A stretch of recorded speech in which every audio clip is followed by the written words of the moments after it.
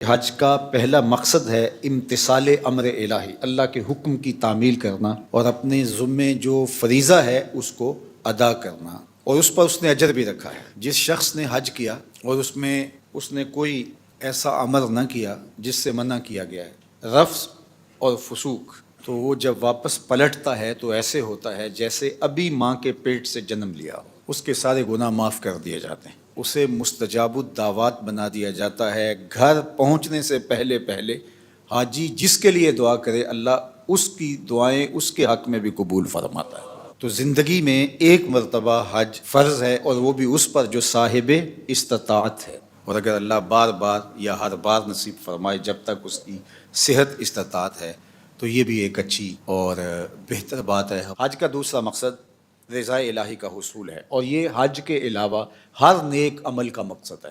جو بھی ہم عمل کرتے ہیں اس کا مقصد اللہ کی رضا جوئی ہے۔ اگر اس کا مقصود تسکین نفس ہے، اس کا مقصود لوگوں پر اپنا تفوق ثابت کرنا ہے، حاجی کہلانے کے لیے حج کیا، یا کوئی اور مقصد تھا، تو پھر وہ حج نہیں ہوگا۔ ریا سارے عمل کو باطل کر دیتی ہے۔ اللہ کے محبوب علیہ السلام نے کسی عمل کو شرک نہیں کہا سوائے ریا سے، ریا کو شرک اصغر کہا گیا۔ تو حج کے سفر میں باقی اعمال خیر میں اپنے آپ کو ریا سے بچانا چاہیے، چونکہ اللہ قیامت کے دن جو ریاکار ہوگا اس سے کہے گا کہ جن کے لیے تو عمل کیے تھے، جن کے دکھلاوے کے لیے کیے تھے، ان کی جزا ان سے لے۔ تو آقا کریم نے فرمایا اللہ صرف اسی عمل کو قبول کرتا ہے جو اسی کے لیے کیا جائے۔ اس حدیث کو اگر ہم اپنی زندگی میں اپنے ساتھ جوڑے رکھیں تو ہمارے عمل سے، رویوں سے، طرز زندگی سے ریا ختم ہو جائے گی۔ حج کا مقصد اپنے گناہوں سے معافی ہے۔ اللہ کے حضور حاجی اپنے جرم لے کے جاتا ہے۔ حضرت شیخ شبلی فرماتے ہیں حج مجموعہ ہے، ہا اور جیم۔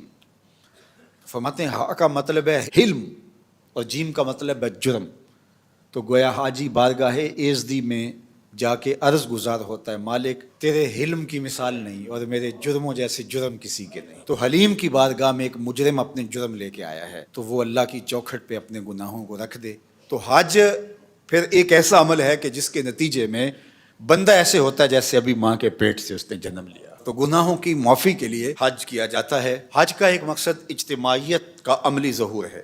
مسلمانوں کو اللہ تعالیٰ نے ایک اجتماعی زندگی عطا کی ہے، ایک معاشرت ہے، اسلامی معاشرت، جس میں ہم محلے کی سطح پر 5 وقت مسجد میں جمع ہوتے ہیں، پھر علاقے کی سطح پر جمعۃ المبارک کے موقع پر 8 دن کے بعد ہم جمع ہوتے ہیں، پھر ہم شہر کی سطح پر سال میں 2 مرتبہ عیدین کے موقع پہ جمع ہوتے ہیں۔ یہ ہمارا اس سے بڑے سائز کا اجتماع ہے۔ اور پھر عالمی سطح پہ ہم پوری دنیا سے میدان عرفات میں، منی میں، مزدلفہ میں، حرم میں حج کے موقع پہ جمع ہوتے ہیں۔ تو یہ مسلمانوں کا عالمی اجتماعی نظم ہے، اور مسلمانوں کی شان و شوکت کا ظہور ہوتا ہے۔ اور اس کے ساتھ جڑا ہوا معاملہ جو خطبہ حج ہے، پوری دنیا سے نمائندہ اجتماع ایک جمع ہے، اور امام حج نے ان کو خطبہ دینا ہے۔ تو کیا وہ خطبہ رسمی ہوگا؟ مسلمانوں کا 200 ممالک سے نمائندہ اجتماع یہاں سامنے ہے، اور امام حج کی ذمہ داری یہ ہے کہ وہ رسمی کاغذ سے لفظ پڑھ کے چلا جائے گا؟ نہیں، امام حج کی ذمہ داریوں میں شامل ہے کہ وہ پورے سال کا لاحہ عمل امت مسلمہ کو دے۔ یہ ہے حج کا مقصد، تاکہ امت ایک ہوم ورک لے کے جائے۔ حکمران بھی وہاں موجود ہیں، عوام بھی وہاں موجود ہیں، علماء بھی موجود ہیں، سرمایہ دار بھی موجود ہیں، مخیر بھی ہیں، غریب بھی ہیں، مجاہدین بھی ہیں، سب وہاں موجود ہوں گے۔ تو امام حج کا خطبہ اس سال کس موضوع پہ ہونا چاہیے کہ ہم نے فلسطین کے ان مجبوروں کو کیسے آزاد کروانا ہے۔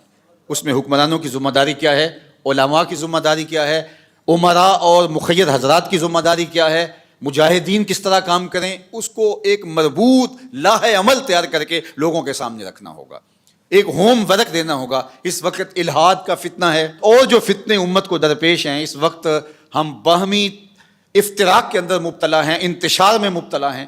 تو ایک مربوط لاحہ عمل دیا جائے جس میں بتایا جائے کہ ہم نے پورا سال، یہ نمائندے پوری دنیا سے جو آئے ہیں، یہ جا کے اس بات پہ کام کریں گے، اس موضوع پہ جا کے ورک کریں گے۔ تو یہ لاحہ عمل ہوگا۔ حج کے مقاصد میں سے ایک حج کا مقصد مساوات کا عملی ظہور ہے۔